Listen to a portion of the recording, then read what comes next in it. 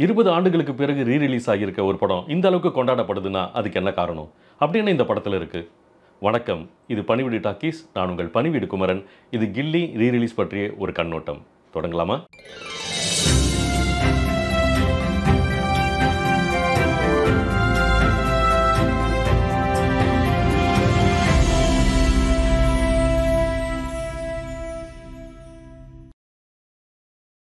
கில்லி படத்தோட கதை என்னன்னு பார்த்தோம்னா அப்படின்னு இந்த கண்டென்ட் ஆரம்பிக்க முடியாது.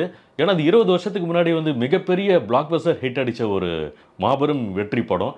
இது விஜய் ஃபேன்ஸ்க்கான படமா, பெரியவங்களுக்கான படமா, குழந்தைகளுக்கான படமா அப்படின்லாம் பிரிச்செல்லாம் பார்க்க முடியாது. ஏன்னா இது ஒட்டுமொத்த ஃபேமிலிக்கான ஒரு கம்ப்ளீட் என்டர்டெய்னர்.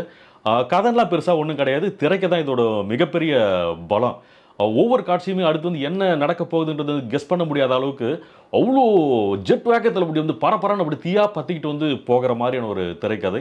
தரணி சார் அந்த அளவுக்கு பிரமாதமாக இது பண்ணியிருப்பார். மேக்கிங் அந்த அளவுக்கு சிறப்பாக இருந்தது. பார்த்தீங்கன்னா இதில் ஒரு படம் மாபெரும் வெற்றி அடையுதுன்னா அது காரணம் கதையாக இருக்கும். அப்படி இல்லைனா இரண்டாவது அதோட திரைக்கதை தான். இது ரெண்டாவது கேட்டகரியில் வரக்கூடிய ஒரு படம் தான் நம்ம கில்லி. எல்லாம் சொல்லி அடித்த கில்லி அப்படின்ற மாதிரி அன்றைக்கி சொல்லுவாங்க. சொல்லி அடித்தாங்கயா கில்லி அப்படின்ற மாதிரி. ஒரு வணிக ரீதியான வெற்றி படத்துக்கு ஒரு காட்சியை எப்படி எழுதணுன்றதுக்கு இந்த படம் ஒரு மிக சிறந்த உதாரணம். த்ரிஷாவை முதல் தடவையாக விஜய் சந்திக்கக்கூடிய காட்சியாக இருக்கட்டும், தன்னோட குடும்பத்துக்கே தெரியாமல் த்ரிஷாவை தன்னோட வீட்டுக்குள்ளே ஒளிச்சு வச்சிருக்கக்கூடிய காட்சிகளாக இருக்கட்டும், அப்புறம் பிரகாஷ் ராஜ்கிட்ட தப்பிக்கிறதுக்காக விஜயும் த்ரிஷாவை முயற்சிக்கிறப்போ ஒரு கட்டத்துக்கு மேலே அது முடியாமல் போயிடும். ஒரு ஊரையே படை மாதிரி திரட்டிட்டு கிட்டத்தட்ட 100 லாரிகள் முழுக்க ஆட்களை பட்டாக்கத்தையும் அறிவாட்களோடு இறங்குவார். பிரகாஷ் ராஜ் முன்னாடி நிற்பார். அதுக்கு மேலே ஹீரோவால் எப்படி அதை அதுலேருந்து தப்பிக்க முடியும் அப்படின்னா ஒரு மிகப்பெரிய கேள்வி வரும். அவ்வளோதான், முடிஞ்சது எல்லாம், ஒன்றுமே பண்ண முடியாது அப்படின்னு நினச்சிருப்போம். அப்போ விஜய் பண்ணுவார் பாருங்கள் ஒரு சம்பவம். தியேட்டரில் அப்படியே விசிலும் கரகோஷமும் அப்படியே அதிருது. அப்படியே அது அன்றைக்கி 20 வருஷத்துக்கு முன்னாடி எப்படி இருந்ததோ தியேட்டர் ரெஸ்பான்ஸு இன்றைக்கும் அதே அளவுக்கு இருக்குது. அதோட பல மடங்கு அதிகமாகவும் இருக்குது. ஏன்னா இன்றைக்கி இருக்க இளைஞர்கள் அந்த மாதிரி ஒரு பக்கா என்டர்டெய்னர்னால் அதை அப்படி கொண்டாடி தீர்க்கிறாங்க. மாஸ் மூமெண்ட்டுங்க. அப்படியே அப்படியே தீப்பொறி பறக்கிற மாதிரியான ஒரு காட்சி அது. இது ஒரு காட்சி கிடையாது. படம் நெடுகிலுமே ஒன் ஆஃப்டர் ஒன் இது தொடர்ந்துக்கிட்டே இருக்கும். நீங்கள் எல்லாம் முடிஞ்சது அப்படின்ற மாதிரி நினைக்கும் போது அது வேறு மாதிரி அப்படி தொடரும். அது நீங்கள் கெஸ் பண்ணியிருக்கவே மாட்டீங்க இது இப்படி போகுமா அப்படின்ற மாதிரி. அந்தளவுக்கு ரொம்ப க்ரியேட்டிவான ஒரு டேர்னாக இருக்கும் அந்த படத்தில். இதுதான் இந்த படத்தோட வெற்றிக்கு மிகப்பெரிய அடிப்படையாகவே அமைஞ்சது. பேசிக்காக இது ஒரு ஆக்ஷன் படமாக இருந்தாலும் காமெடி வேறு லெவலில் ஒர்க் அவுட் ஆகிருந்தது. குறிப்பாக விஜயோட தங்கச்சியாக ஒரு பொண்ணு நடிச்சிருக்கு.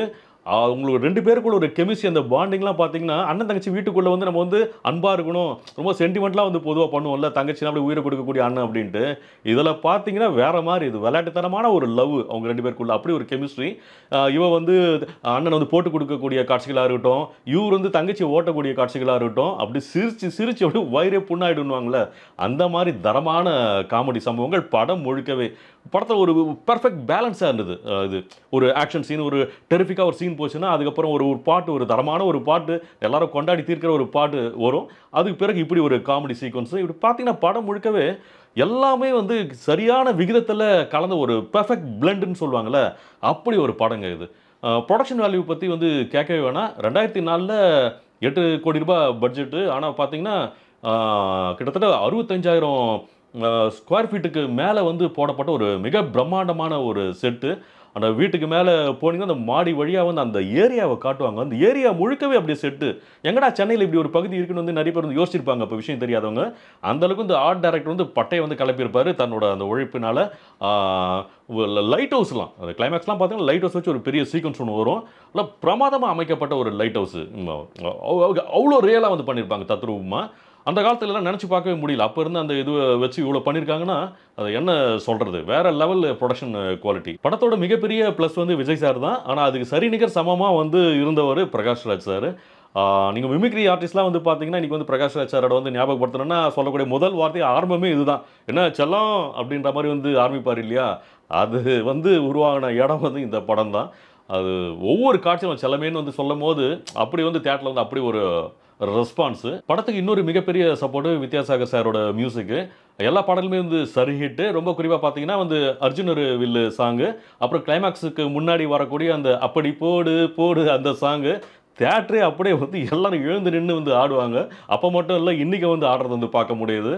வேற லெவலுங்க இதெல்லாம். கில்லி ஆக்சுவலா ஒக்கடு தெலுங்கு படத்தோட ரீமேக் தான் அப்படின்னாலும் வந்து தமிழ் ஆடியன்ஸ்க்கு வந்து இன்னும் அதை பெட்டரா எப்படிலாம் வந்து மாற்றம் பண்ணி கொடுக்கணுமோ அது எல்லாத்தையுமே வந்து மிக சிறப்பா வந்து பண்ணி கொடுத்திருந்தாரு தரணி சார். அதோட ரெஸ்பான்ஸை இப்போ வரைக்கும் வந்து நம்மளால வந்து பார்க்க முடியுது. அப்படி ஒரு வேகம். அதுக்கு பக்கபலமா அமைஞ்சது நம்ம லெனின் விடி விஜயன் சாரினுடைய எடிட்டிங். எங்கேயுமே ஒரு தொய்வு இல்லாம அப்படி வந்து அப்படி போயிட்டே இருக்கும் கதை. அவ்வளோ ஒரு ஜெட் குதிரை வேகத்துல அப்படி பயணிக்கிற ஒரு திரைக்கதை. பொதுவா ஒரு படம் எப்படி இருக்குன்னு கேட்டா வந்து ஒரு தடவை பார்க்கலாம்னு வந்து சொல்லுவாங்க. ஆனா ஒரு படம்ன்றதே வந்து ஒரு தடவை பார்க்கறதுக்கானது தான். ஆனா சில படங்கள் மட்டும் எத்தனை தடவை பார்த்தாலும் நம்மளுக்கு வந்து சலிப்பே தராது. முதல் தடவை பார்த்தபோது எவ்வளவு ஃப்ரெஷ்ஷா இருந்ததோ அதே ஃப்ரெஷ்னஸ் வந்து நம்மளுக்கு வந்து மறுபடியும் பார்க்கும்போது வந்து கொடுத்துரும். அப்படி ஒரு படம் தான் கில்லி. 20 வருஷத்துக்கு முன்னாடி பார்த்தபோது என்ன விதமான ஒரு உணர்வு வந்து நம்மளுக்குள்ள வந்து கொண்டு வந்ததோ அதே உணர்வை இப்போ பார்க்கும்போதும் அப்படி வந்து நம்மளுக்குள்ள வந்து பெரிய மனநிறைவை வந்து உண்டாக்குது. இந்த மாதிரியான ஒரு படம் 20 வருஷத்துக்கு பிறகு மட்டும் இல்லைங்க, இன்னொரு 20 வருஷம் கழிச்சு வந்து மறுபடியும் வந்து ரீ ரிலீஸ் ஆனாலும் கூட அப்பவும் இப்போ இருக்கிற இந்த ரெஸ்பான்ஸை விட இன்னும் ஒரு 20 மடங்கு வந்து அதிகமாகவே வந்து இருக்குன்றதுல வந்து எந்த ஒரு சந்தேகமும் கிடையாது. அப்படி ஒரு கம்ப்ளீட் என்டர்டெய்னர். அதனால வந்து தயவு செஞ்சு எதுக்காகவும் காத்திருக்காம உடனடியா ஒரு தியேட்டருக்கு போயிட்டு வந்து படத்தை பார்த்து என்ஜாய் பண்ணுங்க. இந்த பதிவு உங்களுக்கு பிடிச்சிருந்தா லைக் பண்ணுங்க, ஷேர் பண்ணுங்க, கமெண்ட் பண்ணுங்க. ரொம்ப முக்கியமா சப்ஸ்கிரைப் பண்ணுங்க. அதை விட ரொம்ப முக்கியமா அந்த பெல் ஐக்கனை ஒரு தடவை கிளிக் பண்ணுங்க. மீண்டும் அடுத்து ஒரு படம் திரைக்கு வரும்போது உங்களை எவ்வளவு சீக்கிரம் சந்திக்க முடியுமோ அவ்வளவு சீக்கிரம் சந்திக்கிறேன். நன்றி, வணக்கம்.